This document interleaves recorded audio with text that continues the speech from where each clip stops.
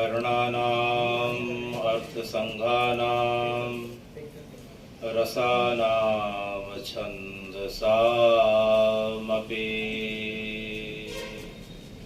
मंगलानां च कर्तारौ वन्दे वाणी विनायकौ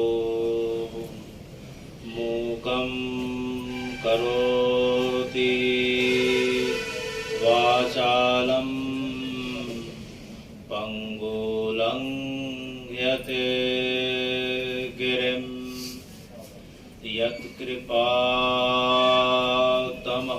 वन्दे परमानन्दमाधवम्।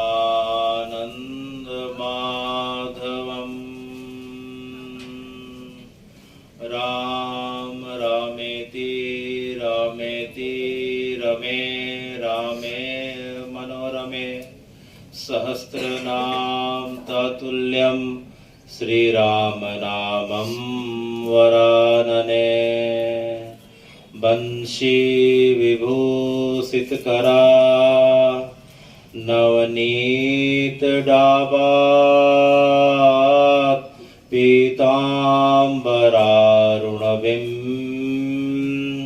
फलाधरोष्ठात् पूर्णेन्दु सुंदर मुखारविंद नेत्रात् कृष्णा परम किमपि तत्त्वम् अहं न जाने। कृष्णा परम किमपि तत्त्वम् अहं न जाने।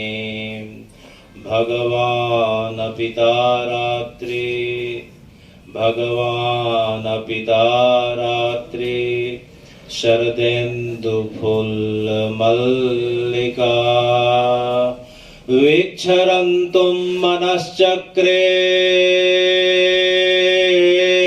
विक्षरन्तुं मनश्चक्रे योगमायामुपाश्रिता योगमायामुपाश्रिता भगवान् पिता रात्रि।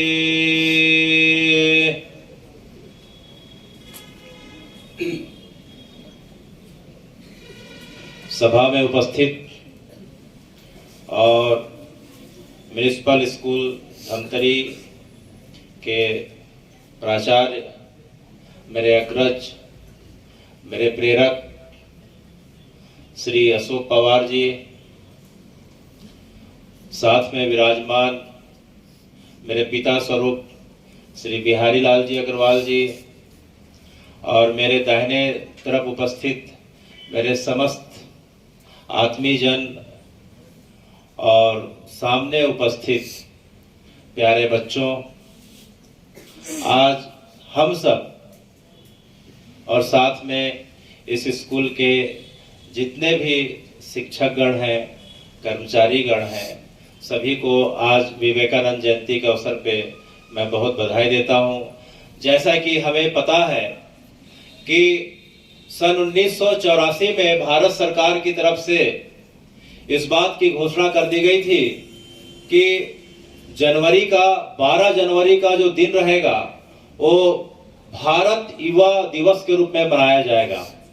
तब से लेके आज तक यह परंपरा है कि हम 12 जनवरी को युवा दिवस के रूप में मनाते हैं। उसका कारण है कि स्वामी विवेकानंद जी का आज ही के दिन प्राकट्य होना और आज ही के दिन उनका जन्म होना। तो 12 जनवरी 1863 का वह दिन,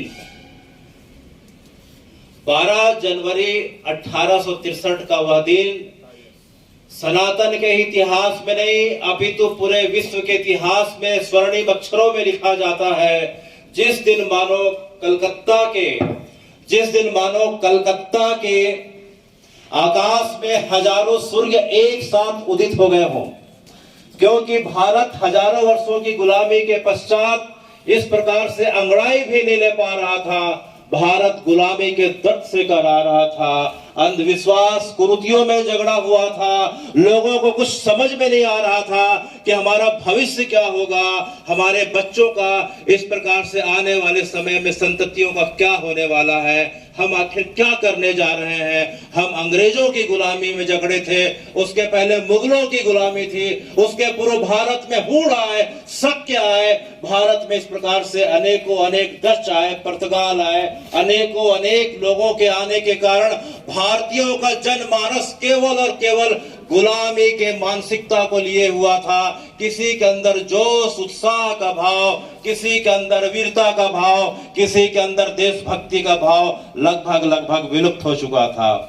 इसी समय अनेक संतों की, महात्माओं की, भारत के विद्वत जनों की, भारत की इस प्रकार की पुकार को सुनते हुए भगवान ने एक अद्भुत कृपा करी। क्योंकि भगवान जो है गीता जी में बार बार कहते हैं, यदा यदा ही धर्मस्य ग्लानिर्भवति भारत अभ्युत्थानम् धर्मस्य तदात्मानं सृजाम्यहम्, कि जब जब भी जो है भारतवर्ष में धर्म की हानि होती है और धर्म का प्रादुर्भाव होने लगता है, तो हे भगवान के विभिन्न स्वरूपों का जो है अनेक जगहों पे अनेक अनेक रूपों में प्रकट होने लगता है। जब जब होई धर्म के हानि, बाढ़े असुर अधम अभिमानी, करही अनीति जाए नहीं बरनी, विदहि सिद्ध धेनु और सरनी, तब तब धरे प्रभु विविध शरीरा, हरहि कृपा निधि सज्जन पीरा। जब जब इस धरती पे, जब जब इस भारत माँ के इस प्रकार से आंचल पे कभी भी लांछन लगता हो, कभी भी दाग लगता हो, गौ माता पे, संतों पे, बच्चों पे और वृद्ध अबलाओं और माताओं पे अत्याचार होता हो, तो भगवान उनकी पुकार को अनसुनी नहीं करते, अपितु जो है विभिन्न रूपों में अवतार लेके उनके दुख दर्द को दूर करते हैं। तो हे भगवान, इसी प्रकार मानो 12 जनवरी 1863 को कलकत्ता पितु ने पूरे भारतवर्ष में हजारों सूर्यों का एक साथ उदय होना हमें इंगित करता है कि अब जो है भारत जो है गुलामी के और अंधविश्वास की जो है बेड़ियों से कुछ समय के पश्चात मुक्त होने वाला था। वह दिन था 12 जनवरी 1863 को पिता विश्वनाथ दत्त और माता भुवनेश्वरी देवी के घर में जिस बालक का जन्म हुआ, बचपन में उसका नाम नरेंद्र नाथ दत्त था। क्या था बेटा? नरेंद्र नाथ दत्त था। तो जिस प्रकार से बालक का जन्म हुआ, उस प्रकार से बालक की प्रतिभा धीरे धीरे बच्चों को दिखाई देने लग जाती है। माता पिता का जो संस्कार था बड़ा धार्मिक, आध्यात्मिक और राष्ट्रवाद से भरा संस्कार था। बच्चे के अंदर धीरे धीरे राष्ट्र के प्रति, धर्म के प्रति, परंपरा के प्रति इस प्रकार की भावना आने लगी कि वह बालक जब 8-9 वर्ष का हुआ तो वह जो है अपने घर में आने वाले आगंतुकों से, संत महात्माओं से, विद्वानों से जब क्वेश्चन करने लग जाता था कि मैं कौन हूँ, तुम कौन हो, आप कौन है, मैं कहां से आया हूं, आप कहां जाएंगे, तो उनके इस प्रश्न का उत्तर कोई दे नहीं पाता था। देखते देखते जो है सन 1871 में उनका स्कूल में जो एडमिशन हुआ, ईश्वर चंद्र विद्यासागर मेट्रोपॉलिटन स्कूल कलकत्ता में उनकी शिक्षा दीक्षा प्रारंभ हुई। लेकिन कुछ समय के पश्चात जो है वह सन जो है 1877 का हमारे लिए बहुत मायने रखता है। 1863 में उनका प्रादुर्भाव हुआ, लेकिन जब 1877 का जो समय आता है, चूंकि उनके पिता पेशे से हाई कोर्ट के वकील हुआ करते थे। क्या हुआ करते थे? कलकत्ता हाई कोर्ट के वकील हुआ करते थे। तो उनके एक क्लाइंट रायपुर में रहा करते थे। उनका नाम था श्रीमान राय बहादुर भूतनाथ डे। क्या बेटा?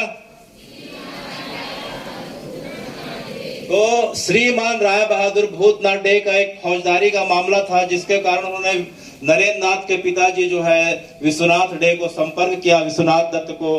तो विवेकानंद अपने पिता के साथ कलकत्ता से नागपुर रेलगाड़ी में बैठ के आते हैं और नागपुर से रायपुर तक वो बैलगाड़ी में बैठ के आते हैं। किस में बैठ के आते हैं? हाँ। तो जब बैलगाड़ी में बैठ के आते हैं तो राजनांदगांव के आगे हम जाके देखते हैं तो एक जगह पड़ती है, घने जंगलों से घिरी, चारों तरफ जलप्रपात और पहाड़ है। उस जगह को साले कसा और दरे कसा कहा जाता है। ट्रेन में वो स्टेशन पड़ता है।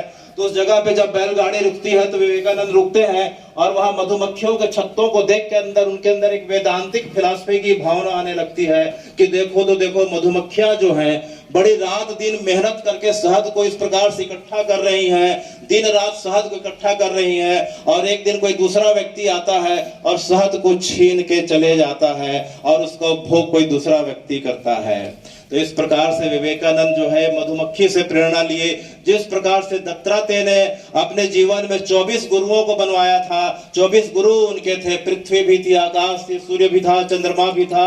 इस प्रकार से जो है विवेकानंद ने पहली अपनी आध्यात्मिक शिक्षा साले कसा नाम के जगह पे राजनांदगांव से जो आगे पड़ता है, कौन सी जगह बेटा? साले कसा।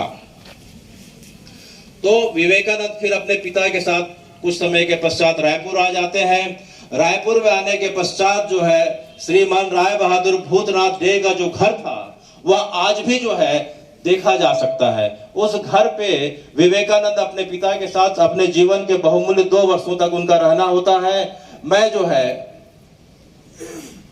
इस स्कूल के प्राचार्य और मेरे अग्रज गुल्ला भैया से, नाम अक्सर गुल्ला भैया आता है, श्री अशोक पवार जी से मैं निवेदन करूंगा कि चूंकि उनका 28 फरवरी को उनका अंतिम कार्यकाल का दिवस रहेगा, तो मेरी उनसे विनती रहेगी कि कम से कम जो है एक बार बच्चों को विवेकानंद जी जिस घर में 2 साल रहे थे उनका स्कूल को जो है सब बच्चों को दर्शन कराने के लिए ले जाएं। वह जगह जो है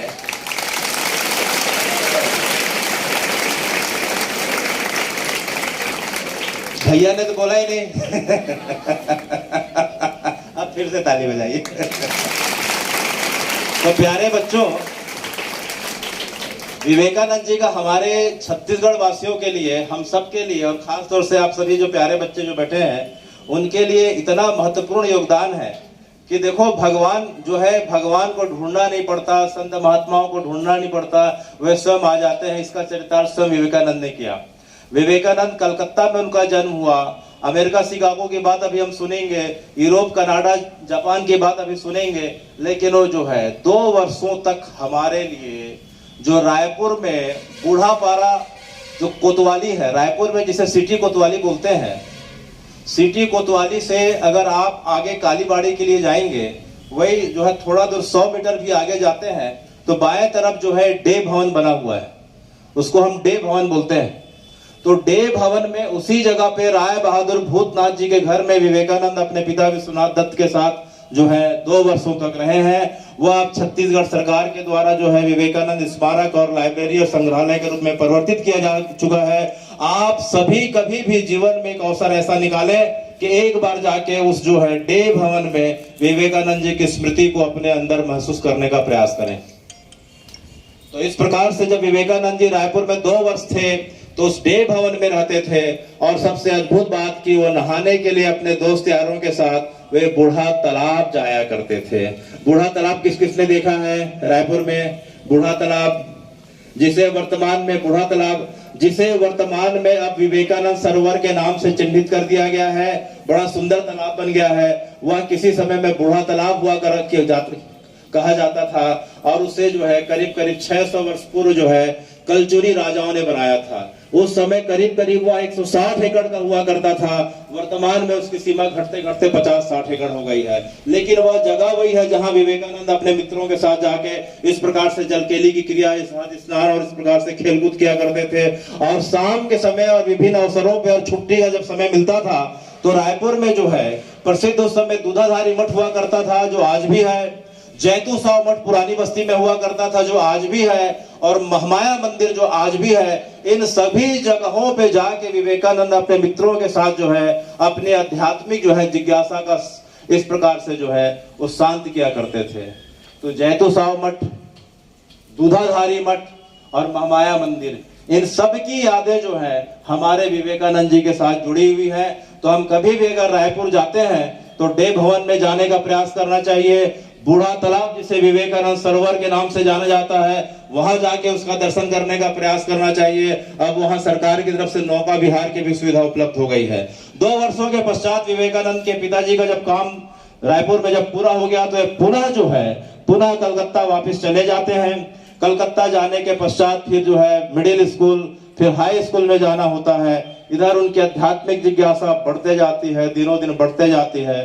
देखते देखते जो है वह समय आता है जब उनकी मुलाकात जो है रामकृष्ण परमहंस से होती है। किससे होती है? श्री रामकृष्ण परमहंस से होती है। तो रामकृष्ण परमहंस से विवेकानंद जी का बस केवल पहला ही प्रश्न था कि क्या आपने ईश्वर को देखा है? तो उन्होंने कहा कि हाँ मैंने देखा है। तो विवेकानंद जी ने कहा अगर आपने देखा है तो मुझे दिखाइए। क्योंकि इसके पहले विवेकानंद जितने भी समाज वालों के पास जाते थे, चाहे ब्रह्म समाज हो, चाहे वेदांत की बात हो, चाहे थियोसॉफिकल सोसाइटी हो, सबके पास जाते थे, लेकिन ईश्वर के बारे में जो प्रश्न की जहां बात आती थी सब मौन हो जाते थे या तरह तरह के तर्क से उन्हें जो है भरमाने का प्रयास किया करते थे।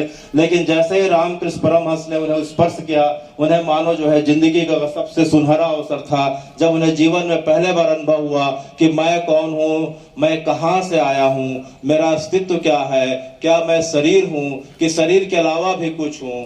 तो यह देखते देखते वे रामकृष्ण परमहंस के शिष्य बन जाते हैं और उनके जीवन में जो है धीरे धीरे आध्यात्मिक परिवर्तन चालू होता है। 25 वर्ष की अवस्था पे वे संन्यास ग्रहण कर लेते हैं। इसी समय जो है उनके गुरु की जो है निधन की सूचना मिलती है। इसके पश्चात जो है स्वामी जी संन्यास ग्रहण करने के बाद पूरे भारत का एक परिव्राजक के भांति, एक सन्यासी की भांति पूरा जो है इस प्रकार से भ्रमण में निकल जाते हैं। तो उनके भ्रमण में जो है हम संक्षेप में एक या दो घटनाओं को देखते हैं कि उनके भ्रमण में जब वो जाते जाते जब राजस्थान जाते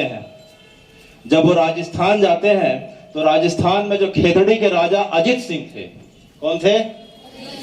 राजस्थान में खेतड़ी नाम की जगह है, वहां के राजा जो अजीत सिंह थे, अजीत सिंह से स्वामी जी का बड़ा गहरा स्नेह और प्रेम आ जाता है और उन्होंने सबसे पहले स्वामी जी को जो है विवेकानंद का नाम दिया। किसने नाम दिया? विवेकानंद। अजीत सिंह जी ने, खेतड़ी के राजा थे वो। इसके पहले विवेकानंद जो है अपना नाम विविदिशानंद लिखा करते थे। जो जानने का इच्छुक हो, जो ज्ञान पाने के जो है बड़ा इच्छुक हो, तो विविदिशानंद से जो है सबसे पहला नाम जो है विवेकानंद जो है खेतड़ी के राजा ने उन्हें प्रदान किया। और खेतड़ी के राजा का जो है स्वामी जी के जीवन में इतना गहरा योगदान था कि जब 1893 में स्वामी जी को जब निमंत्रण मिलता है शिकागो धर्म सम्मेलन में जाने का, तो जो है उनके पास एक पैसे नहीं थे, जाने की कुछ व्यवस्था नहीं, ना रुकने का कोई ठिकाना, ना खाने पीने का ठिकाना। तो जब खेतड़ी के राजा अजीत सिंह को पता चलता है तो उन्होंने स्वामी जी के लिए हर चीज की व्यवस्था कर दी। उन्होंने जहाज का टिकट उनके लिए कटाया। और हम जो फोटो हम स्वामी जी का जो देखते हैं कि स्वामी जी एक चोगा पहने हुए हैं, सिर पे एक पगड़ी है और एक प्रकार से कमर में बेल्ट लगी हुई है और जो जूता मोजा पहने हुए हैं, यह सब के सब जो है खेतड़ी के राजा अजीत सिंह के द्वारा उन्हें जो है प्रदत्त किया गया। इसलिए जो है हम खेतड़ी के राजा का बड़े सम्मान के साथ जो है नाम लेते हैं, स्मरण करते हैं और उन्हें धन्यवाद देते हैं। क्या नाम बेटा? खेतड़ी। वाह। तो इस प्रकार से स्वामी जी देखते देखते जो है अब जो है भारत से अब अमेरिका की ओर जो है जहाज में बैठ के इस प्रकार से निकल पड़ते हैं। जब वो जहाज से निकलने के पहले, जब अमेरिका जाने के पहले वो सबसे पहले अपने गुरु माँ के पास जाते हैं, शारदा देवी के पास जाते हैं, क्योंकि उस समय उनके गुरु श्री रामकृष्ण परमहंस का देहांत हो गया रहता है। तो शारदा देवी से जब आशीर्वाद के लिए जाते हैं तो शारदा देवी उनसे कहती है कि बेटा ठीक है, आशीर्वाद तो दूंगी, बेटा एक काम कर, रसोई में जाके चाकू पड़ा है, चाकू लेके आ जाना। क्या लेके आ जाना? चाकू ला के देना बेटा, मुझे सब्जी काटना है। तो विवेकानंद दौड़ते हुए जाते हैं और किचन में जाते हैं और चाकू लाके जैसे शारदा देवी को देते हैं, उनकी आंख में आंसू आ जाते हैं। वो स्वामी जी को गले लगा के बोलती है कि बेटा नरेंद्र, तू जहां भी जाएगा, जहां भी रहेगा, जो भी बोलेगा सिर्फ सत्य होगा और वही होगा जो तेरे जो है जुबान से निकलेगा। तो यह सुन के जो है स्वामी जी के आंख में आंसू आ जाते हैं। उन्होंने कहा कि माँ आखिर क्या बात हो गई, मैंने चाकू तो ला के दिया है लेकिन ऐसी क्या बात हो गई कि आप इतने प्रसन्न होकर जो है मुझे इस प्रकार का आशीर्वाद दे रही है। तो माँ शारदा ने कहा कि अभी तक मैंने जिससे भी चाकू मंगाया बेटा, वह धार वाला हिस्सा मेरे सामने मुझे देता था और मैं हाथ में रखती थी तो कई बार मेरी उंगली कट जाती थी, लेकिन तूने जो है धार वाला हिस्सा अपनी तरफ रखा और उधर वाला हिस्सा मेरी तरफ दिया। तो मुझे यह बात समझ में आ गई कि तेरे हृदय के अंदर लोगों को दुख दर्द का इस प्रकार का दुख दर्द लेने की क्षमता है, दुख दर्द दूर करने की क्षमता है, लोगों की पीड़ा तू अपने में ले सकता है, लोगों का तू कल्याण कर सकता है, अपना कष्ट सह के लोगों को तू भला कर सकता है। इसीलिए तू वे विवेकानंद, तू जा पूरे दुनिया में सनातन का और अपने गुरु के नाम का प्रचार कर बेटा। तो इस प्रकार से जो है विवेकानंद अपने गुरु माँ का आशीर्वाद लेके, संतों का आशीर्वाद लेके अमेरिका में चले जाते हैं। तो अमेरिका जाने के पहले उनका जहाज सबसे पहले जापान जाता है। कहाँ जाता है? उसके बाद कनाडा जाता है। कहाँ जाता है? कनाडा जाता है। और देखते देखते जहाज जो है अमेरिका पहुंच जाता है। तो उस जहाज के यात्रा में एक बड़ी अद्भुत बात यह थी कि विवेकानंद की अवस्था उस समय 30 वर्ष की थी और उनके साथ में जमशेदजी टाटा साथ में यात्रा कर रहे थे। कौन कर रहे थे? जमशेदजी टाटा। हम जो टाटा मोटर्स का नाम सुनते हैं, उसके जो फाउंडर हैं, उसके जो संस्थापक हैं, कौन है? श्री जमशेदजी टाटा। जमशेदजी टाटा की उस समय अवस्था 54 वर्ष की थी। स्वामी जी की अवस्था उस समय 30 वर्ष की थी। स्वामी जी जब टाटा जी के साथ, जमशेदजी टाटा के साथ जब जा रहे थे तो उस टाटा के साथ उनका परिचय हुआ। तो स्वामी जी से टाटा ने पूछा कि आप कौन है? तो स्वामी जी ने अपना परिचय दिया और टाटा को जो है इस प्रकार से स्वामी जी का सानिध्य मिला। स्वामी जी ने पूछा आप क्यों जा रहे हैं? तो बोले मैं अमेरिका जा रहा हूं और भारत में चाहता हूं कि स्टील उद्योग का प्रारंभ करूं। तो स्वामी जी ने उनकी योजना को सुन के उनका काफी ज्यादा उन्हें प्रोत्साहित किया और साथ में उन्हें एक बात की सलाह दी कि आप जरूर स्टील के धन से जो है धन कमाएं, स्टील ला के धन कमाएं, लेकिन आपको मुझे 2 सलाह देनी है। वह यह सलाह है कि भविष्य में आप जो है मैन्युफैक्चरिंग का काम जो है भारत में करें, ताकि भारत के लोगों का और ज्यादा भला हो। आपको ज्यादा इंपोर्ट करने की जरूरत मत हो, ज्यादा रोजगार भारत के लोगों को मिले। और दूसरा कि जब आपका स्टील का कारखाना लग जाए तो आप जो है भारतवासियों के कल्याण के लिए, आप विज्ञान और अनुसंधान के लिए ऐसे प्रयोगशाला का निर्माण करें जिससे भारत में जो है इतनी महामारी है, इतनी गरीबी है, इस प्रकार के अनेक जो है हमारे भारतीय जो है जितने जन हैं, जितने बंधु हैं, इस प्रकार बीमारी से मारे जा रहे हैं। उस समय प्लेग का प्रकोप बहुत हुआ करता था। उस समय जो है छोटी छोटी चीजों के लिए लोगों को इस प्रकार से काल के गाल में समा जाना पड़ता था। तो स्वामी जी ने जो है जमशेदजी टाटा से आग्रह किया कि आप जो है ऐसा अनुसंधान का ऐसा कार्य करिए कि जिससे प्रत्येक भारतीयों को जो है इसका फायदा मिल जाए। तो जमशेदजी टाटा ने स्वामी विवेकानंद की एक एक बात को मानो गांठ बांध ली। जब स्वामी जी जब 1897 में जब भारत पुनः आते हैं तब तक टाटा की स्टील फैक्ट्री का काम चालू हो गया था। जमशेदजी टाटा ने स्वामी जी को जो है व्यक्तिगत रूप से चिट्ठी लिखा कि आप हमारा जो है स्टील की फैक्ट्री का काम पूरा हो गया है, अब आपके आदेश से हम जो है प्रयोगशाला और अनुसंधान का कार्य करेंगे। स्वामी जी तो खुद नहीं जा पाए व्यस्तता के कारण, लेकिन उन्होंने भगिनी निवेदिता को जमशेदजी टाटा से मिलने के लिए भेजा। किसे भेजा? भगिनी निवेदिता स्वामी जी की सबसे जो है प्रमुख शिष्या थी। वह आयरलैंड की एक महिला थी और स्कूल में शिक्षिका थी। जब इंग्लैंड में स्वामी जी से उनकी मुलाकात हुई तो स्वामी जी के जो है वैदांतिक दर्शन और विज्ञान दोनों के इस प्रकार के भाव से इतनी प्रभावित हुई कि सब कुछ छोड़ के भारत आ जाती हैं और स्वामी जी ने उन्हें संन्यास और ब्रह्मचर्य की शिक्षा देके उनका नाम भगिनी निवेदिता रख दिया। तो भगिनी निवेदिता जो है जमशेदजी टाटा के साथ जाती हैं और जो है आने वाले समय में मैसूर के राजा वाडियार के द्वारा 375 एकड़ जमीन दी जाती है मैसूर के पास और एक संस्थान का निर्माण होता है जो वर्तमान में जो है IIT बेंगलोर के नाम से विश्व प्रसिद्ध है। किस नाम से? Indian institute of technology Bengaluru. तो ये सिर्फ जो है स्वामी विवेकानंद की ही देन थी कि जमशेदजी टाटा ने तब से लेके आज तक हम अगर देखें तो जितनी भी प्राइवेट कंपनियां हैं सबसे ज्यादा लोक कल्याण का कार्य जो करती है वह सिर्फ और सिर्फ टाटा करती है। यहां तक कहा जाता है कि टाटा अपने लाभांश का करीब करीब जो है 60% से ज्यादा जन कल्याण और समाज कल्याण के लिए खर्च करती है।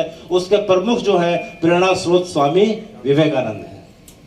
तो इस प्रकार से जो है स्वामी जी का अमेरिका जाना हुआ। अमेरिका पहुंच तो गए, उनके पास लगभग पैसे खर्च हो चुके थे। वह जिस होटल में रुकने के लिए जाते थे, लेकिन वहां रंग भेद के कारण जो है you black Indian get out, you black Indian get out करके उन्हें जो है भगा दिया जाता था। स्वामी जी को किसी होटल में रुकने को नहीं मिला। वे जो है सड़क के फुटपाथ में रुक के उन्होंने रातें गुजारी। कड़कड़ाती अमेरिका की ठंड में ठिठुरते हुए सिकुड़ते हुए रात बिताई। खाने को कुछ नहीं था तो कई बार जो है कुत्तों के लिए जो ब्रेड और फल फेंक देते थे घर वाले, उसे खा के अपने पेट की आग उन्होंने बुझाई।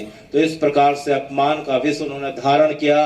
मानो अमेरिका में जाके वो साक्षात शिव बन गए थे। वो हलाहल अपमान का विष उन्होंने धारण किया, उसका प्रतिकार कभी नहीं किया। और देखते देखते 3 महीने के बाद, देखते देखते 3 महीने के बाद जो है वह दिन आ गया जिसकी पूरी दुनिया को प्रतीक्षा थी। वह दिन था 11 सितंबर 1893। कौन सा दिन था? तो जो 11 सितंबर 1893 का जो दिन था, स्वामी जी देखते देखते अब शिकागो पहुंच जाते हैं। और शिकागो में 11 सितंबर 9/11 का जो दिन था, एक 26/11 का दिन है और एक 9/11 का दिन है। 26/11 को दिन को हम भारत के इतिहास में जब मुंबई बम ब्लास्ट हुआ था तो हम दूसरे रूप में उसे देखते हैं और जानते हैं। और एक जो है 9/11 का दिन है, 11 सितंबर 1893 को, जब स्वामी जी शिकागो में जो है विश्व धर्म सम्मेलन में अपना जो है वक्तव्य देने के लिए पहुंचे थे। स्वामी जी के पहले जो है, स्वामी जी के पहले अनेक वक्ताओं ने उस सभा को संबोधित किया था। और स्वामी जी का नंबर तो इस प्रकार से उन्होंने लगाया था कि स्वामी जी का नंबर ही मत आए या पूरा का पूरा जो है सभागार खाली हो जाए। लेकिन देखते देखते जो है कुछ समय के पश्चात स्वामी जी का नंबर आ गया। स्वामी जी के पहले 3 वक्ता थे। स्वामी जी के पहले श्रीलंका से धर्मपाल अंगीकारा थे। कौन थे? उसके पश्चात जापान के बौद्ध भिक्षु थे। और तीसरे नंबर पे जो है कलकत्ता थियोसॉफिकल सोसाइटी के प्रताप चंद मजुमदार, प्रताप चंद मजुमदार। तो देखते देखते जब स्वामी जी का नाम पुकारा गया, तब तक इतने वक्ताओं ने उस सभा को इस प्रकार से उदासीनता और बोरियत से भर दिया था कि लोग सिर पीट रहे थे कि हाँ हो क्या रहा है, हम धर्म सभा में आए हैं कि किस सभा में आए हैं, समझ में नहीं आ रहा है। अब देख रहे हैं कि चोगा पहन के, लबादा उड़ के, कोई गेरुआ कपड़ा पहन के, इस प्रकार से ढीले ढाले कपड़े पहन के कोई इस प्रकार का भारत का सन्यासी जो है इस प्रकार से मंच पे चढ़ रहा है। तब तक लोग बहुत निराश हो चुके थे। उनके मन में लग ही नहीं रहा था कि अब हमारा कुछ हो सकता है। वो तो सब काम धाम छोड़ के शांति की तलाश में, मन की किस प्रकार की जो है इस प्रकार की मन की जिजीविषा है, मन की अशांति है, किस प्रकार से दूर हो। क्योंकि धर्म सभा का मतलब ही है कि शांति और धर्म सभा दोनों एक दूसरे के प्रतिरूप होते हैं। तो जैसे स्वामी जी सभागार में जाते हैं, सभा में उपस्थित सभी लोगों को प्रणाम करते हैं। उसके पश्चात सब लोगों को देखने के पश्चात जो है कुछ क्षण के लिए मौन हो जाते हैं। तो स्वामी जी ने जैसे ही मौन धारण किया, सभा में खलबली मचने लग गई। उनके दाएं और बाएं तरफ जो है सम्मेलन में भाग लेने का जितने विद्वत जन थे आपस में काना फूसी करने लग गए, आपस में काना फूसी करने लग गए कि ये भारत जो है, ये भारत जो सांप सपेरों का देश है। पहले भारत को कौन सा देश माना जाता था? सांप सपेरों का देश माना जाता था। ये भारत जो है सांप सपेरों का देश से कौन आ गया लबादा उड़ के? यह जो है जिस भारत में, जिसे हम भारत कहते हैं, उस जगह पे जहां बंदर को जो है हनुमान और भगवान माना जाता है, और जहां हाथी को जो है भगवान माना जाता है, जहां बात बात पे अंधविश्वास और ज्योतिष का सहारा लेके और केवल लोगों को बरगलाया जाता है, वहां एक कौन सन्यासी आ गया और एक किस प्रकार की हमारी जो है तर्कों के सामने टिक पाएगा। ऐसा जो है इस प्रकार से बातें करने लगे कि मानो युद्ध के मैदान में भारत ने किसी जो है लकड़ी के सिपाही को भेज दिया है। अभी हमारे 2 तर्कों के सामने ये धाराशाही हो जाएगा और उल्टे पैर वापस भाग जाएगा।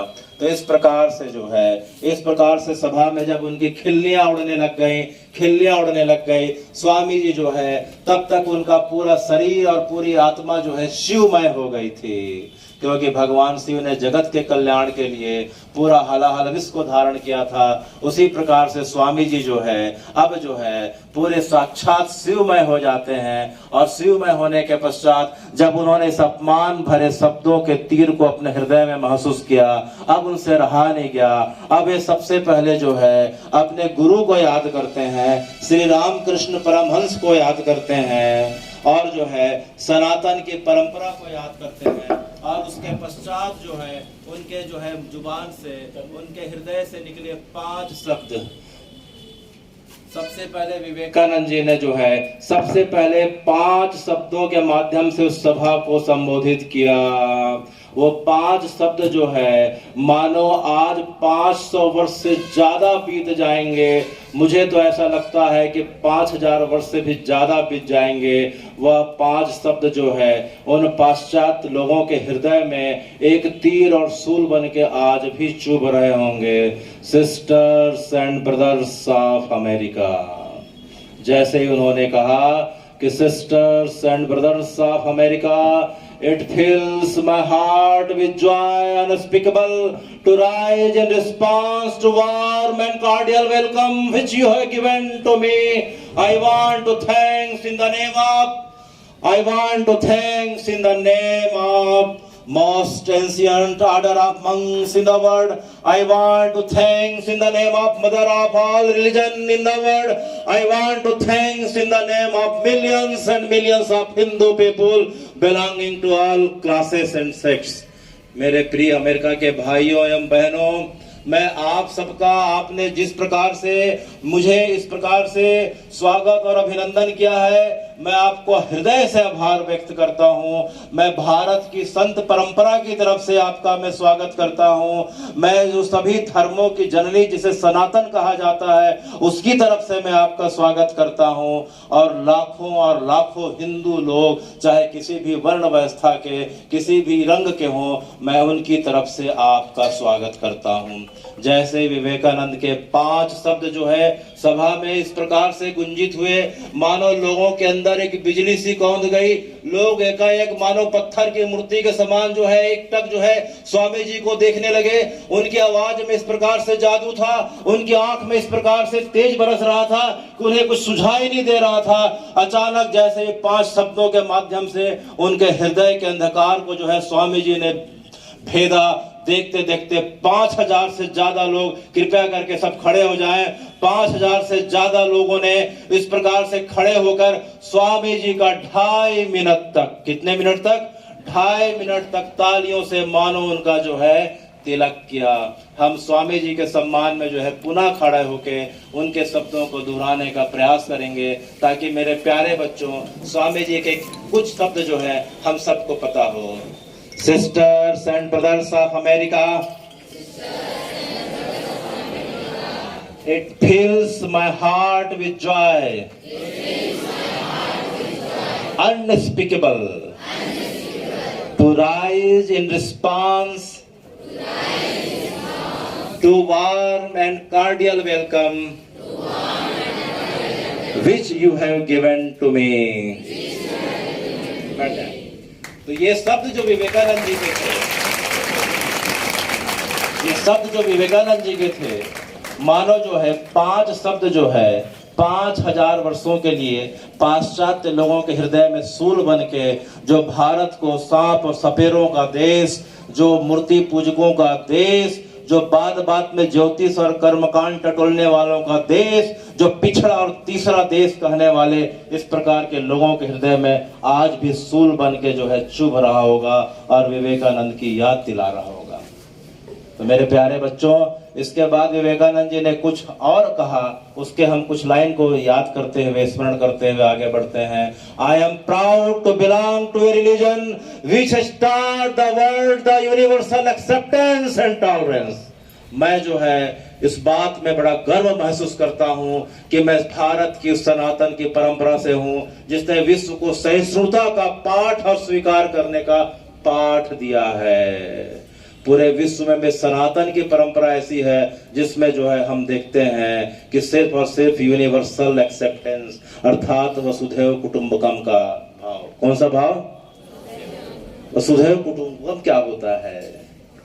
स्वामी जी से किसी ने पूछा कि स्वामी जी आप विश्व को जो है आप किस नजरिए से देखते हैं? तो स्वामी जी ने उल्टा उनसे पूछ लिया कि आप उन विद्वान जो सामने खड़े हैं आप उनसे पूछिए कि विश्व को किस नजर से देखते हैं। तो सामने के विद्वान ने कहा कि जो है पाश्चात्य जगत के लोगों के लिए विश्व एक बाजार है। विश्व क्या है? बाजार में हम किसके लिए जाते हैं? लेन देन के लिए जाते हैं, खरीदारी करने के लिए जाते हैं, क्रय विक्रय के लिए जाते हैं, मोल भाव के लिए जाते हैं, लाभ हानि के उद्देश्य से जाते हैं। तो पाश्चात्य के लोगों के नजरों में जो है विश्व एक बाजार है, लेकिन सनातन की नजरों में विश्व एक परिवार है जिसे हम वसुधैव कुटुंबकम कहते हैं। तो स्वामी जी ने जो है महोपनिषद अध्याय 4 का 71वां श्लोक जो है यह पढ़ के जो है सामने सभा में लोगों को बताया।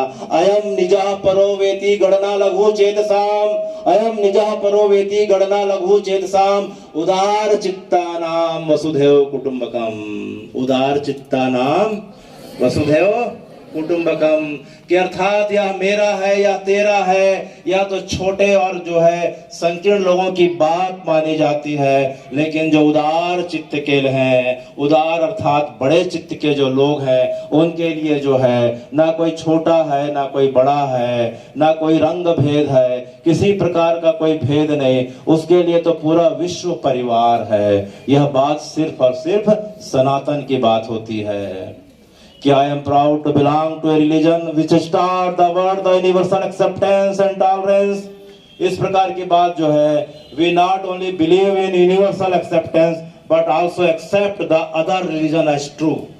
स्वामी जी ने जो दूसरी पंक्ति में जो बात कही वह बहुत महत्वपूर्ण बात है कि we not only believe in our religion but accept other as true।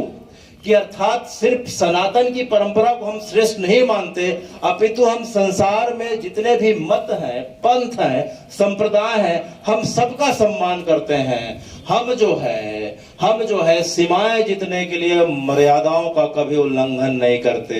Swami ji ने यह बात बड़ी जो है अद्भुत कही है कि बाकी परंपरा में जो है यह बात उल्टी तरीके से समझी जाती है, लेकिन सनातन की परंपरा में अपने मत को कभी थोपा नहीं जाता, क्योंकि सनातन की परंपरा में चारवाक ऋषि भी हुए हैं। कौन से ऋषि? चारवाक ऋषि हुए हैं। चारवाक ऋषि ने ईश्वर के अस्तित्व पे और वेद वेदांत उपनिषद के सवाल पे उन्होंने प्रश्न लगा दिया, और उनका बड़ा प्रसिद्ध श्लोक है कि यावत जीवेत सुखम जीवेत ऋणम कृत्वा घृतम पिबेत। जब तक जियो बड़े मौज से जियो और ऋण लेके जो है घी पी के जियो। तो चारवाक की परंपरा में ईश्वर के अस्तित्व पे और उपनिषद और वेद के सिद्धांतों का जो है पूरी तरीके से अवहेलना की गई, फिर भी हम चारवाक को ऋषि कहते हैं। यही जो है सनातन का वसुधैव कुटुंबकम का भाव है, क्योंकि विवेकानंद इसके बाद के लाइन में कहते हैं कि जिस प्रकार से अनेकों नदियां अनेक मार्गों को तय करते हुए, कभी सीधा चलते हुए, कभी टेढ़े मेढ़े चलते हुए, कभी पर्वतों से सुरंगों से गुजरते हुए आखिरी में जो है सिर्फ समुद्र में जाके मिल जाती हैं, उसी प्रकार से जितने पंथ हैं, जितने मत हैं, जितने संप्रदाय हैं, सब आखिरी में केवल और केवल एक सत्य और एक ईश्वर की खोज में लगे रहते हैं। आखिरी में सबका मूल भाव एक है। इसलिए we not only believe in our religion but also accept other as true. अर्थात कि सिर्फ हम ये नहीं मानते कि सनातन की परंपरा ही श्रेष्ठ है, अपितु हमारा यह मानना है कि सभी धर्म अच्छे हैं, सभी पंथ अच्छे हैं, किसी के अंदर कोई भेदभाव नहीं, अपितु सबका उद्देश्य एक होना चाहिए। वह उद्देश्य होना चाहिए केवल और केवल उस सत्य ईश्वर की प्राप्ति। क्योंकि यजुर्वेद में जो है विवेकानंद ने अगले लाइन में कहा कि सत्यम एका विप्रा बहुधा वदंती। सत्यम विप्रा बहुधा वदंती। वह सत्य वह ईश्वर एक है, वह सत्य वह ईश्वर। विद्वत जन लोग अपनी अपनी मति के हिसाब से उसे अलग अलग नाम से पुकारते हैं। कौन कौन से नाम से? अलग अलग नाम से। सत्यम एका विप्रा बहुधा वदंती। तो इस प्रकार से विवेकानंद जी जो है शिकागो की धर्म सम्मेलन में जैसे ही अपना भाषण पूरा करते हैं, अपना वक्तव्य पूरा करने के बाद कुछ समय के लिए मौन हो जाते हैं। इसी बीच क्या होता है कि जैसे स्वामी जी मौन होकर थोड़ा देर आंख बंद करके सोचने लगे, क्योंकि उन्हें पता नहीं था उन्होंने क्या कहा। जो भी कहा उनकी जो है गुरु ने कहा, उनकी गुरु परंपरा ने कहा। तो जो है स्वामी जी आंख बंद करके सोच रहे थे। इतने सभा में जितने लोग थे दौड़ने लग गए। कोई स्वामी जी के चरणों में गिर के उन्हें साष्टांग कर रहा है, कोई स्वामी जी के हाथ को अपने सिर पे रख के बोल रहा है कि स्वामी जी मुझे आशीर्वाद दे दीजिए। कोई रोते रोते स्वामी जी को आलिंगन करना चाहता है, कोई स्वामी जी से ऑटोग्राफ लेना चाहता है, कोई स्वामी जी से बोलता है कि स्वामी जी मुझे अपना शिष्य बना लीजिए, कोई बोलता है कि स्वामी जी मेरे घर आके अपने चरणों को रख दीजिए, कोई बोलता है कि स्वामी जी मेरे घर आके आप भोजन के लिए इस प्रकार से मेरे घर को पवित्र करिए। तो देखते देखते स्वामी जी का जो है 11 सितंबर 1893 का वह दिन वो पूरे विश्व में जनमानस के पटल में वह जो है स्वर्णिम अक्षरों में अंकित हो गया। देखते देखते स्वामी जी की जो है मांग अमेरिका में बढ़ने लग गई। स्वामी जी दिन रात लोगों से घिर के केवल आध्यात्मिक जो है अध्यात्म के साथ जो है स्वामी जी की सबसे खास बात यह थी कि वो विज्ञान को साथ में ले चलते थे। इसी क्रम में अमेरिका का जो है सबसे बड़ा जिसका पेट्रोल का बिजनेस हुआ करता था, स्टैंडर्ड पेट्रोलियम एंड ऑयल के नाम पे जिसका बिजनेस था, जिसका नाम रॉकफेलर था। क्या नाम था? रॉकफेलर उस समय जो है अरबपति से भी ऊपर दर्जे का माना जाता था, लेकिन इतना पैसा होने के बाद भी उसके पास शांति नहीं थी। वह डिप्रेशन और अवसाद में गुजर रहा था। वह स्वामी जी के पास जाता है तो स्वामी जी ने उसकी अवस्था को देख के कहा कि तुम्हारे पास सब कुछ है, लेकिन तुम्हारे हृदय में दया नहीं है, क्षमा नहीं है, करुणा नहीं है, दान नहीं है। तो रॉकफेलर तुम जाके काम करो कि तुम गरीबों के बीच जाओ, जरूरतमंदों के बीच जाओ, रोगियों के बीच जाओ और उनके पास जाके खुद अपने हाथों से सेवा करो, अपने हाथों से भोजन कराओ, उनका दुख दर्द दूर करो। तो स्वामी जी के कहे अनुसार जो है रॉकफेलर कुछ दिनों तक ऐसा किया और देखते देखते उसका मन इस प्रकार से बदलने लगा कि जो रॉकफेलर आत्महत्या करने वाला था वह स्वामी जी के चरणों में गिरकर स्वामी जी का सबसे प्रमुख शिष्य बन गया। इसके पश्चात देखते देखते निकोलस टेस्ला नाम के व्यक्ति से स्वामी जी की मुलाकात होती है। किससे? इसके पहले कौन थे? रॉकफेलर। तो निकोलस टेस्ला नाम के व्यक्ति से मुलाकात हुई थी। टेस्ला जिसका हम सुनते हैं कि टेस्ला मोटर जो इलेक्ट्रॉनिक जो है कार बनाती है, जो काफी एडवांस कार है। तो टेस्ला मोटर का जो संस्थापक था निकोलस टेस्ला, वह स्वामी जी से मिलता है। वह काफी जो है जिज्ञासु और विज्ञान से संबंधित प्रवृत्ति का था। स्वामी जी ने उसे वेदांत की भाषा में और उपनिषद का सूत्र देकर समझाया कि जो मेरे में है, अर्थात हम सब के अंदर जो चैतन्यता है, जो हमारे अंदर जो ऊर्जा है, वही ऊर्जा जो पेड़ में है, वही ऊर्जा पत्थर में है, वही ऊर्जा रेत में है, वही ऊर्जा जो सूक्ष्म में भी है। तो जो मेरे अंदर है, जो तुम्हारे अंदर है, वह कड़कड़ में है। तो टेस्ला को समझ में नहीं आया, तो स्वामी जी ने वेदांत का एक उसे सूत्र दिया और उस सूत्र का जब अध्ययन करने के बाद टेस्ला जब इस नतीजे पे पहुंचा तो वह चौंक गया। अरे क्या बात कर रहे हैं स्वामी जी कि जो हमारे अंदर चैतन्यता है, जो हमारे अंदर जीवन है, वह तो एक एक कंकड़ पत्थर में है। तो यह बात को जैसे ही निकोलस टेस्ला ने समझा, वह स्वामी जी का अमेरिका में दूसरा प्रमुख शिष्य बन जाता है। इस प्रकार से स्वामी जी का अमेरिका में जो है जीवन बीतते गया। 4 वर्षों का उनका जो अल्पकाल का समय था। इसी समय जो है एक महिला मिलती है, स्वामी जी की विद्वता से बहुत ज्यादा प्रभावित होकर स्वामी जी से बोलती हैं कि स्वामी जी मैं आपसे जो है एक वचन चाहती हूँ।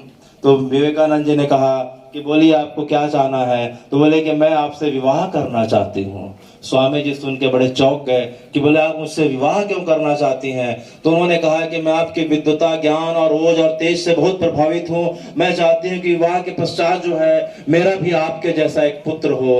तो यह सुन के स्वामी जी मुस्कुराने लग गए। बोले कि माता जी मैं जो है सन्यासी और ब्रह्मचारी हूँ, तो आप एक काम करिए कि मुझे ही जो है अपना पुत्र समझ लीजिए। इससे जो है आपका जो है पुत्र का भाव भी पूरा हो जाएगा और मेरी सन्यास परंपरा भी बने रहेगी। यह सुन के वह जो है वह महिला भगवान जो है स्वामी जी के चरणों में गिर जाती हैं और उन्हें जो है अपने गुरु के रूप में स्वीकार कर लेती हैं। करीब 4 वर्षों तक अमेरिका में रहने के पश्चात स्वामी जी 1897 में भारत आ जाते हैं। कब आ जाते हैं? कब जाते हैं? 97 में 4 माइनस करो,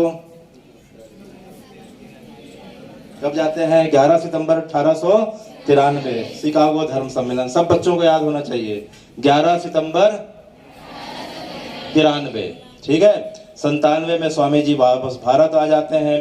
भारत आने के पश्चात तब तक उनके जो है गुरुदेव श्री रामकृष्ण परमहंस का देहावसान हो जाता है। अपने गुरु की इच्छा अनुसार जो है वह अनेकों भारत के अनेकों शहरों में अनेक मठ का, अस्पताल का और शिक्षा का केंद्र का इस प्रकार से स्थापना करते जाते हैं। उनके मन में नारियों के लिए और खास तौर से विधवाओं के लिए बड़ा भाव था। वे चाहते थे कि विधवा जो है घर में ना रहे, विधवा भी जो है सधवा बन के अर्थात जो है वह सबल बने। उसके लिए उन्होंने सब शिक्षा की व्यवस्था करी, शिक्षा केंद्रों का इस प्रकार से उन्होंने निर्माण किया। उन्हें अलग अलग प्रकार से उनके रीतियों के हिसाब से उन्हें रोजगार के अवसर प्रदान करे, और तो और जो है कई अस्पताल बनाए, कई मठ बनाए, और जो है स्वामी जी का पूरा समय जो है इस प्रकार से भारत के और भारत के लोगों की सेवा में बीतने लगा। और देखते देखते 4 जुलाई 1902, कौन सा दिन? स्थान कलकत्ता बेलूर मठ, स्थान बेलूर मठ। तो 4 जुलाई 1902 का वह दिन था जिस दिन स्वामी जी ने जो है अपने इस भौतिक शरीर को छोड़ के महासमाधि में और अपनी नित्य लीला में प्रवेश कर गए। कौन सा दिन था वो? 4 जुलाई 1902, जगह कलकत्ता, स्थान बेलूर मठ। स्वामी जी का भी दाह संस्कार उसी जगह पे किया गया था जिस जगह पे उनके गुरु रामकृष्ण परमहंस जी का जो है किया गया था। वह जगह आज भी कोई जाके देख सकता है, गंगा नदी के किनारे वह जगह है, बेलूर मठ से लगी हुई जगह है, जहां स्वामी जी अपने गुरु जी के चरणों में आज भी जो है इस प्रकार से विश्राम को पा रहे हैं। स्वामी जी केवल जो है 39.5 वर्ष की अवस्था तक इस धरा पे रहे, लेकिन उन्होंने इस इतने अल्प समय में जो कार्य किया, उस कार्य को समझने के लिए स्वामी जी खुद कहते थे कि मैं भगवान से और अपने गुरु भगवान से बार बार प्रार्थना किया करता हूं कि विवेकानंद के कार्य को समझने के लिए एक विवेकानंद और जो है जन्म लेना चाहिए, क्योंकि हम साधारण नजरों से विवेकानंद को समझ नहीं सकते, उसके लिए अगला एक विवेकानंद ही बनना पड़ेगा। तो इस प्रकार से स्वामी जी जो है 4 जुलाई 1902 को जो है इस धराधाम को छोड़ के अपने नित्य लीला में प्रवेश कर जाते हैं। लेकिन स्वामी जी तो चले गए हैं, उनके वचन आज भी मौजूद हैं, उनकी ऊर्जा को हम आज भी महसूस करते हैं, और उनकी ऊर्जा तो हमारे घर में अर्थात रायपुर में आके इस प्रकार से विद्यमान है कि हम जाके कभी भी उस जगह को महसूस कर सकते हैं जिस जगह पे स्वामी जी ने जहाँ खेला था, जहाँ उनके अंदर आध्यात्मिकता का बीज का रोपण हुआ था। बाद में जो है वृक्ष जो है एक फल बन जाता है, एक वृक्ष महान वृक्ष बन जाता है, और उसका फल हम उनके वचनों के रूप में आज भी हम जो है अपने आसपास महसूस करते हैं। स्वामी जी के बारे में हम अगर अनेक विद्वानों की अगर बात सोचें तो स्वामी जी के बारे में एक बार रविन्द्रनाथ टैगोर से यूरोप में रोमारोला नाम के विद्वान ने कहा कि मैं भारत को जानना चाहता हूं, तो गुरुदेव रविन्द्रनाथ टैगोर मुझे क्या करना होगा? तो गुरुदेव ने कहा कि अगर रोमारोला तुम्हें भारत को जानना है तो तुम्हें जो है विवेकानंद को पढ़ना होगा। विवेकानंद को पढ़ने से ही स्वामी जी क्या मैं पूरे भारत को जान सकता हूं? बोले विवेकानंद के अंदर हजारों नहीं लाखों सालों का भारत और सनातन की परंपरा छिपी हुई है। उसके एक एक वचन मानो वेद के वाक्य हों, एक एक कृत्य जो है उपनिषद के रूप में सामने आए हों। तो रोमा रोला अगर तुम्हें सिर्फ भारत को जानना हो तो एक व्यक्ति को पढ़ लेना, उसका नाम विवेकानंद है। महात्मा गांधी ने कहा कि जब मैं विवेकानंद के बारे में पढ़ा तो मेरी भारत माँ के प्रति भक्ति 1000 गुना से ज्यादा बढ़ गई। इसी प्रकार से सुभाष चंद्र बोस ने कहा, सुभाष चंद्र बोस से जो है किसी ने पूछा कि जो है आपके जीवन में विवेकानंद जी का क्या योगदान है, तो सुभाष चंद्र बोस ने कहा कि आज स्वामी जी जीवित रहते तो मैं उनके चरणों में बैठ के उनके चरणों की सेवा करते हुए रहता। तो जो है किसी ने कहा कि सुभाष बाबू आपके वचन तो जो है सुन के अंग्रेज इतने घबरा जाते हैं, आखिर कारण क्या है? तो सुभाष बाबू ने कहा कि देखो भैया, जो बात अगर होठों से निकलती है होठों तक असर करती है, जो बात गले से निकलती है वह गले तक असर करती है, और जो बात हृदय से निकलती है वह हृदय तक असर करती थी। मैंने स्वामी जी की बात को हृदय से अंगीकार किया है, क्योंकि उनकी बात हृदय से निकलती थी, और उसी बात को मैं जो है पूरे सीना तान के अंग्रेजों के बीच बोलता हूँ। इसीलिए अंग्रेजों को जो है भारत छोड़ने को विवश होना पड़ रहा है। और वह इस बात का प्रमाण है कि आजादी के पश्चात जो है इटली नाम के व्यक्ति जो इंग्लैंड का प्रधानमंत्री था, जब वह कलकत्ता आता है तो पत्रकारों के द्वारा पूछा जाता है कि भारत जो अंग्रेज छोड़ के गए उसके पीछे कारण कौन थे, तो इटली चुप थे। तो अंग्रेजों ने पूछा कि क्या महात्मा गांधी थे, तो उन्होंने कहा नो। तो उन्होंने क्या बहुत सारे क्या क्रांतिकारी थे, तो हो सकता है कि मे भी हाँ हो सकता है। तो आखिर में पूछा कि आखिर कौन व्यक्ति था जिसके कारण अंग्रेजों को भारत छोड़ना पड़ा, तो उन्होंने कहा कि सिर्फ सुभाष चंद्र बोस और उसकी आजाद हिंद फौज। सिर्फ और सिर्फ सुभाष चंद्र बोस और उसकी आजाद हिंद फौज। सुभाष चंद्र बोस की जो आजाद हिंद फौज थी, प्यारे बच्चों, सुभाष चंद्र बोस जी की जो आजाद हिंद फौज थी उसमें कोई नए नवेले बच्चे, कोई सैनिक इस प्रकार के नहीं थे कि 18-20 साल के बच्चे चले गए युद्ध के मैदान में।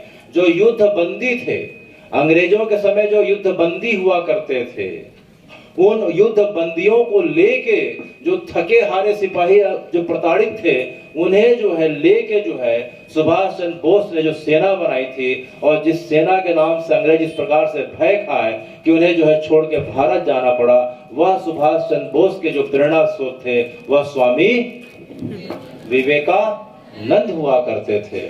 विवेकानंद जी के बारे में अगर थोड़ा जानना चाहें तो कई लोग बोलते हैं कि उनका आजादी की लड़ाई में बहुत ज्यादा योगदान नहीं था, केवल धर्म अध्यात्म की बात करते थे।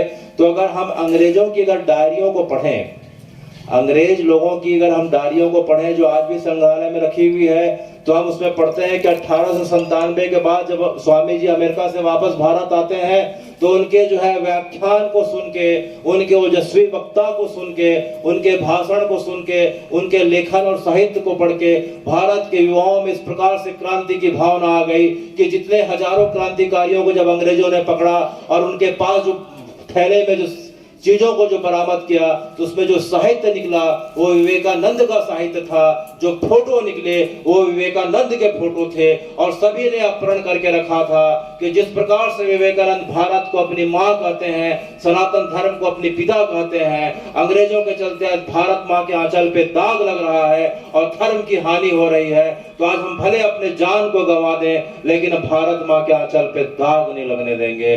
तो इस प्रकार से स्वामी जी का जो है बहुत महत्वपूर्ण धर्म और अध्यात्म के साथ भारत की जो है राष्ट्रीय चेतना को जागृत करने में भी हुआ था। अगर हम आगे बढ़े तो स्वामी जी के जो है कुछ अनमोल वचनों के बारे में जानना चाहें तो जो है हमें जो है बड़ा अच्छा लगेगा, जिसे हम सब मिलकर आपस में जो है उनके कुछ दो चार जो है वचनों को जो है हम दोहराना चाहेंगे। विवेकानंद जी ने तो यूं तो अपने 39 साल के जीवन काल में हजारों व्याख्यान दिए, लेकिन सबको याद स्मरण कर पाना मुश्किल है। हम दो चार उनके जो है प्रमुख सूत्रों को याद करेंगे ताकि जो है हमारा मन भी उस ओर अग्रसर हो। तो विवेकानंद जी ने कहा था, पहला था कि मानव सेवा ही माधव सेवा। क्या कहा था?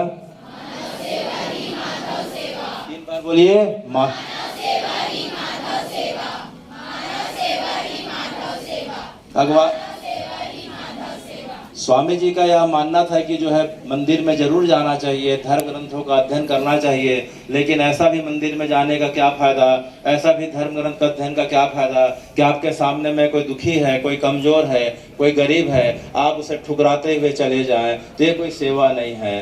तो आप जो है मानव के अंदर माधव अर्थात भगवान को देखने का प्रयास करें। तो क्या हम सब देखने का प्रयास करेंगे? हाथ खड़ा करें। मानव सेवा ही माधव सेवा को अपनाने का हम थोड़ा बहुत प्रयास करेंगे क्या? वाह भाई वाह। उसके बाद स्वामी जी ने कहा था, स्वामी जी ने उसके बाद कहा था कि दुर्बलता ही मृत्यु है, दुर्बलता ही मन की दुर्बलता ही मृत्यु है, मन की मृत्यु है। और जो है मन का ऊंचा उठना, मन का पॉजिटिव होना ही जीवन है। तो हमारे पास कितनी भी परिस्थिति आए, हमको प्रयास करना चाहिए कि हम अपने मन को गिरने ना दें, मन को दुर्बल ना होने दें जहां तक हो सके, क्योंकि समय जो है हर समय एक जैसा नहीं रहता। आज कठिन समय है, वह भी गुजर जाएगा। तो जो है एक दिन जो है दुख के बादल भी सबके छटते हैं और जो है इस प्रकार से सुख की रोशनी का भी जीवन में आगमन होता है। विवेकानंद जी ने कहा था कि कोई भी अच्छी चीज जिसे हम सत्य कहते हैं, कोई भी अच्छी चीज जिसे हम, वो 3 अवस्थाओं से गुजरती है। कितने अवस्थाओं से? पहले उसका विरोध होता है। पहले क्या होता है? फिर उसकी खूब जोरदार हंसी उड़ाई जाती है। फिर क्या उड़ाई जाती है? और आखिरी में दोनों करके जब सब लोग थक जाते हैं तो उसे फिर आखिरी में स्वीकार कर लिया जाता है। तो हमारे जीवन में जब हम कोई अच्छा लक्ष्य लेके चल रहे हो, जब हम अपने जीवन में जब कोई अच्छा लक्ष्य लेके चल रहे हो, अगर हमारे साथ अगर बार बार कोई विरोध कर रहा हो, हमारे अच्छी चीजों का मजाक उड़ाया जा रहा हो, तो मान के चलना चाहिए कि चीजें सत्य है और सत्य कभी नष्ट नहीं होता। सत्य कुछ समय के लिए जो है पीछे हो सकता है, लेकिन सत्य कभी पराजित नहीं हो सकता। तो विवेकानंद जी के बात जो है हमें बात गांठ बांध कर रख लेनी चाहिए, क्योंकि अच्छी चीज जो है 3 अवस्था से गुजरती है कि पहले विरोध होगा, फिर मजाक उड़ेगा, फिर आखिरी में लोगों के द्वारा उसे स्वीकार कर लिया जाएगा। जो युवा बच्चे हैं उनके लिए विवेकानंद जी खुल के इस बात को एकमात्र पूरे सनातन की परंपरा में वर्तमान में ऐसे व्यक्ति हुए हैं, ऐसे महान व्यक्ति हुए हैं कि उन्होंने जो है खुल के इस बात को कहा है कि उठो जागो और तब तक अपने लक्ष्य की ओर चलो जब तक उसकी पूर्ति ना हो जाए। जब तक तुम्हें मंजिल ना मिल जाए तुम्हें बिल्कुल बैठना नहीं है, लगातार प्रयास करना है। तो स्वामी जी से किसी ने कहा कि स्वामी जी इतनी ऊर्जा कैसे आएगी? किसी बालक ने पूछा, किसी युवा ने पूछा कि स्वामी जी इतनी ऊर्जा कैसे आएगी? तो स्वामी जी पूरे विश्व के पटल में एकमात्र व्यक्ति हैं जिन्होंने कहा कि उठो और वीर्यवान बनो। उठो और स्वामी जी एकमात्र ऐसे व्यक्तित्व हैं जिन्होंने ब्रह्मचर्य के बारे में सबसे ज्यादा प्रकाश डाला है, क्योंकि हमारे जीवन का जो सबसे महत्वपूर्ण ऊर्जा का जो आधार है वो सिर्फ ब्रह्मचर्य है। ब्रह्मचर्य नहीं है तो जीवन शून्य है, ब्रह्मचर्य नहीं है तो केवल अंधकार ही अंधकार है। यह बात सब युवाओं के लिए विवेकानंद की बात जो है हमें थोड़ी बहुत जो है अमल में लानी चाहिए आजकल के कठिन समय में।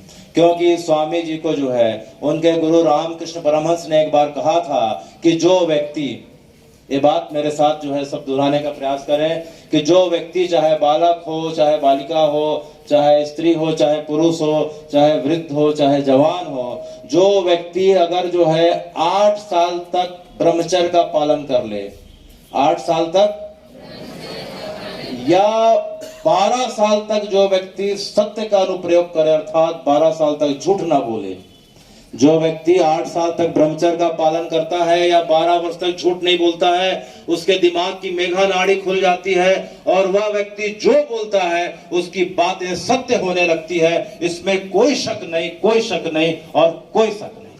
ये बात विवेकानंद ने अपने जीवन में चरितार्थ करके दिखाया। यह बात जो है सनातन की परंपरा में उनके गुरु से लेके तब से लेके आज तक जो है हम सिद्ध होते हुए देखते आ रहे हैं कि ऐसे व्यक्ति विशेष से संत महात्मा से कई बार मुलाकात होती है कि उनके एक एक वाक्य मानो ब्रह्म अक्षर के समान होते हैं। तो इस प्रकार से जो है विवेकानंद जी के जो है कुछ वचन है जो हमें अपने आप को जो है याद करके अपने दिमाग में बैठा के प्रयास करना चाहिए। विवेकानंद से किसी ने पूछा, स्वामी जी कि आप जो है संत किसे मानते हैं? तो उन्होंने कहा बड़े सरल और जो है आसान शब्दों में उत्तर दिया कि मैं संत उसे मानता हूँ जिसका हृदय गरीबों के लिए तड़पता है और धड़कता है। जिसका हृदय गरीबों के लिए, दुखियों के लिए, शोषितों के लिए, वंचितों के लिए, आखिरी पंक्ति में आखिरी लाइन में खड़े व्यक्ति के लिए धड़कता है, मेरी नजर में वही संत है, वही महात्मा है, अन्यथा तो बाकी लोग सिर्फ दुरात्मा है। विवेकानंद जी। तो इस प्रकार से जो है स्वामी जी ने संत की परिभाषा दी, स्वामी जी ने जीवन का लक्ष्य हमें बताया, स्वामी जी ने हमें ऊर्जावान होने का तरीका बताया और स्वामी जी ने हमें सफल कैसे होना है, इस प्रकार से जो है अनेकों प्रकार से हमें मार्गदर्शन दिया। स्वामी जी के बारे में हम जितनी बात करें, जितना सुने उतना तो कम पड़ेगा। तो समय की मर्यादा देखते हुए स्वामी जी के बारे में अगर हम सेशन में अगर बात करना चाहें तो कम से कम जो है पहला सेशन है 3 से 4 घंटे का होता है, लेकिन ज़्यादा जो है एक बार में जो है हो सकता है कि आप लोग के हिसाब से उतना जचे ना, करके जो मूल बातें हैं स्वामी जी के बारे में अभी हमने उसके बारे में सुना। तो हमें यह प्रयास करना चाहिए कि स्वामी जी का जो व्यक्तित्व है वह 1863 जिसका जन्म हुआ था और 1902 में जिन्होंने जो है अपने देह को छोड़ दिया था, वो विवेकानंद क्या अभी हमारे बीच है? क्या वह विवेकानंद हमारे बीच मिल सकता है क्या? हमें अगर बार बार अगर इस बात को अगर हम सोचते हैं, अगर हम बार बार सोचते हैं कि विवेकानंद जी चले गए, अब क्या उनके वचन ही हमारे बीच हैं, क्या वही मार्गदर्शन करेंगे? तो ऐसा नहीं है। आप सबके अंदर, हम सबके अंदर वो क्षमता है। मेरे प्यारे बच्चों, विवेकानंद तो भगवान के एक प्रतीक के रूप में आए थे। उन्होंने जो एक एक चीजों को जो बताया है वह हम सबके लिए बताया है कि हमारे अंदर भी वो ऊर्जा है, हमारे अंदर भी ऊर्जा है, हम सबके अंदर वो ऊर्जा है कि जिससे हम जो है विवेकानंद के जो है अपने आप को समकक्ष बना सकते हैं। बस भावना को बदलने की जरूरत है, कुछ सूत्रों को अमल में लाने की जरूरत है, क्योंकि हर व्यक्ति के अंदर अच्छाई है। बुराइयां तो सब देखते हैं, लेकिन स्वामी जी का मानना था कि जिस व्यक्ति के आप अच्छाई को बाहर निकाल लेते हैं तो वह अच्छाई उसे जो है एक दिन विवेकानंद बना के रहेगी। तो सबके अंदर वही क्षमता है, सबके अंदर वही ऊर्जा है, बस भाव बदलने की देरी है। इसमें कोई भगनी निवेदिता दिख रही है, तो कोई स्वामी विवेकानंद दिख रहे हैं, कहीं स्वामी जो है शिवानंद दिख रहे हैं, कहीं स्वामी आत्मानंद दिख रहे हैं, कहीं स्वामी प्रेमानंद दिख रहे हैं। तो कहने का मतलब यह है कि प्रत्येक व्यक्ति के अंदर, चाहे बालक बालिका हो, स्त्री पुरुष हो, उम्र का कोई बंधन नहीं होता, बस भाव बदलने की देरी है, संकल्प करने की देरी है। हम सब भी जो है अपने आप को विवेकानंद और भगनी निवेदिता के समकक्ष खड़ा कर सकते हैं, इसमें कोई शक नहीं, कोई शक नहीं। अब जो है समय की मर्यादा देखते हुए अब मैं अपने वक्तव्य के आखिरी पड़ाव पे पहुंच चुका हूं। तो अगर मैं नाम नहीं लूंगा, लेकिन मैं नाम में चाहूंगा कि अगर आपके स्मरण में हो तो बोलें कि जिस प्रकार से स्वामी विवेकानंद जी का जो है जन्म दिवस है, उसके पश्चात जो है 4 जुलाई 1902 को उनका महाप्राण हुआ था। तो अब जो है, अब जो हम बात कहने जा रहे हैं कि 28 फरवरी को आने वाले महीने में किसका जो है इस स्कूल से जो आखिरी दिवस रहेगा कार्यकाल का, बताएं? पवार सर का।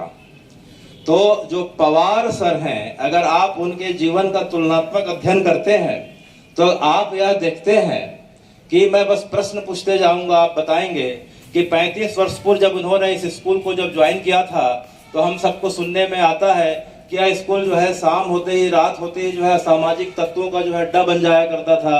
क्या मेरी बात सही है? यहाँ शराब पीने वाले, जुआ खेलने वाले और असामाजिक तत्व जो है एक कमरे में कब्जा करके बैठ जाया करते थे। क्या यह बात सही है? तो किनके आने से और किनके प्रयास से जो है सामाजिक तत्व जो है रातों रात भाग उठे? ताली बजाओ भाई।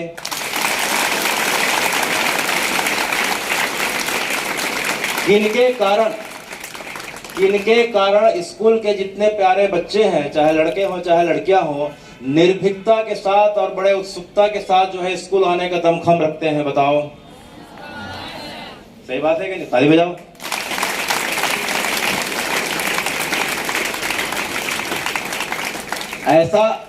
ऐसा कौन शख्स है जिसके कारण जो है खास तौर से सभी सब्जेक्टों में इस म्युनिसिपल स्कूल जो है कुछ वर्षों पूर्व जो है एक उपेक्षित मृतप्राय हो गया था, लेकिन जिनके आने के कारण खास तौर से जो है कॉमर्स सब्जेक्ट में एडमिशन लेने के लिए मारा मारी मच जाती है? बताओ।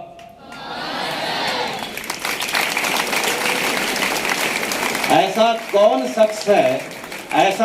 शख्स है जिसके लिए क्या बच्चे, क्या बूढ़े, क्या स्कूल के शिक्षक हो, क्या स्कूल का कोई कर्मचारी हो, चाहे कोई भी हो, जो सबको बराबर की दृष्टि से देखता हो, जो सबके सुख दुख में रात दिन की परवाह न करते हुए चट्टान के समान उनके परिवार के सदस्य के समान खड़ा हो जाता हो, वह कौन है?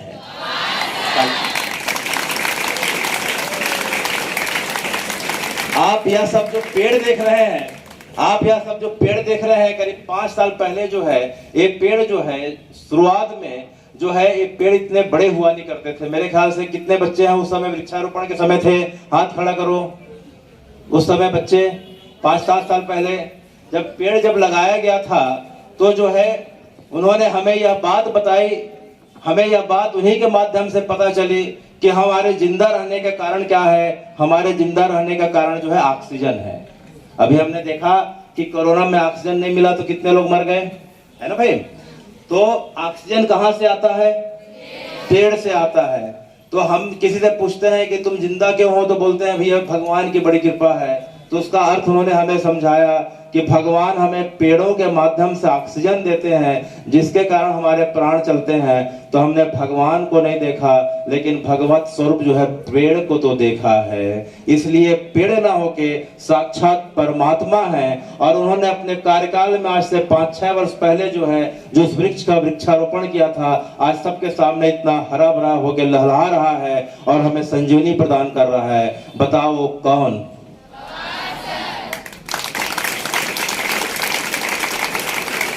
कौन ऐसा जो शख्स है जो अपने शिक्षा के कार्य में इतना नियमित और अनुशासित होते हुए भी जो है लावारिस लाशों को जो है बड़ी सद्गति और सम्मान पूर्वक जो है उनकी अंतिम क्रिया करते हैं? बताओ कौन?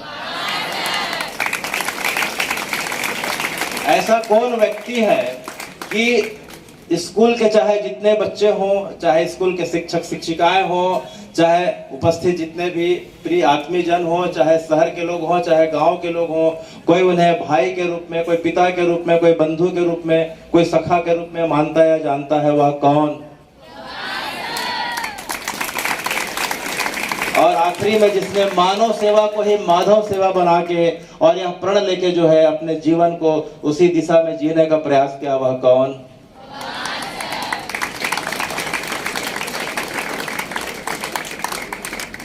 तो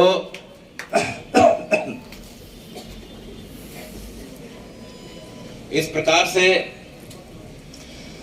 पवार सर के ऊपर जो भगवान की कृपा है कि इतने शिक्षा के क्षेत्र में जो किसी समय स्कूल किसी कारण से उपेक्षा का शिकार हो गया था, सामाजिक तत्वों का बोलाबाला था, उन्होंने इतने प्रयास के साथ जो है इस स्कूल को पुनः जो है पुष्पित, पल्लवित और विकसित कर दिया है कि आने वाले कई वर्षों तक मुझे पूरी उम्मीद है कि यहाँ के जो बच्चे निकलेंगे, चाहे बालक हो चाहे बालिका हो, वो विवेकानंद के आदर्शों का पालन करते हुए अपने समाज, राष्ट्र और देश का नाम आगे बढ़ाएंगे। क्या हम उम्मीद कर सकते हैं प्यारे बच्चों? तो भैया के इस प्रेरणा के लिए मैं भगवान का, उस ईश्वर का धन्यवाद देता हूँ। साथ में उनके माता पिता को धन्यवाद देता हूँ। उनकी भार्या जो श्रीमती विनीता पवार जो मेरी जो माता तुल्य हैं, उनको मैं बहुत धन्यवाद देता हूँ। और उनके सुपुत्र चिरंजीव जो है राम जी हैं और सुपुत्री नन्ही है, और आप सभी शिक्षक जन और जितने विद्यार्थी जन हैं, क्योंकि आप लोग का सहयोग नहीं रहता, आप लोग की प्रेरणा नहीं रहती, आप लोग का प्रेम नहीं रहता, तो भैया इस स्तर को नहीं पाते। इसलिए मैं आप सब लोग का हृदय से आभारी हूँ और आप सबको प्रणाम करता हूँ। और अंतिम में मैं अपने वक्तव्य को जो है अब पूरा कर रहा हूँ, और इसी आशा के साथ जो है एक गीता जी का जो श्लोक है उसे हम दोहराते हुए अपने श्लोक को जो है अपने वक्तव्य को हम पूरा करने के लिए जा रहे हैं कि जो है श्रेयांसु स्वधर्मा विगुणा परधर्मात् सुनिष्ठात् निधना श्रेयो स्वधर्मे परधर्मो भयावा। कि हमारा जो प्रत्येक अवस्था का जो धर्म है वो अन्य मतों की तुलना में श्रेष्ठ हमें लगना चाहिए। जिस प्रकार से हमारे जन्म देने वाले माता पिता सबसे श्रेष्ठ हो सकते हैं, बाकी का हम सम्मान करें, लेकिन माता पिता हमारे जो खुद के हैं वे जीवन में श्रेष्ठ होना चाहिए। इसी भाव के साथ कि हमारा जो धर्म है, हमारा जो सनातन का धर्म है, वह श्रेष्ठ लगना चाहिए, उसके बारे में कोई भ्रांति नहीं होनी चाहिए। और प्रत्येक अवस्था का अलग धर्म है। जिस प्रकार से आप बच्चे हैं, बच्चों का धर्म जो है पढ़ाई और अध्ययन होना चाहिए। क्या होना चाहिए? और दूसरा चरित्र निर्माण। क्या होना चाहिए? तो स्कूल के विद्यार्थियों का दो धर्म सबसे प्रमुख माना गया है, वह अध्ययन जो है और चरित्र निर्माण। तो इसके बारे में जो है जो व्यक्ति सोचता है वह निश्चित रूप से जो है विवेकानंद के समकक्ष अपने आप को पा सकता है, इसमें कोई शक नहीं है। और जैसे हम युवा अवस्था को प्राप्त होते हैं तो हमारा मुख्य धर्म जो है वह होना चाहिए राष्ट्र धर्म। क्या होना चाहिए?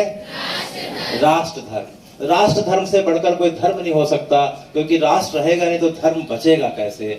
जिस प्रकार से गुरु गोविंद सिंह के 4 बच्चों ने धर्म की रक्षा की खातिर हंसते हंसते प्राण का इस प्रकार से बलिदान कर दिया, भाई अजीत सिंह, भाई जुझार सिंह, भाई फतेह सिंह, भाई जोरावर सिंह, इस प्रकार से छोटे भाई दीवार में चुनवा लिए और केवल इसी बात को बोलते हैं कि हमारा सिर झुकेगा तो हमारे देश के सामने झुकेगा, भारत माँ के आगे झुकेगा, इसके अलावा किसी के आगे नहीं झुकेगा।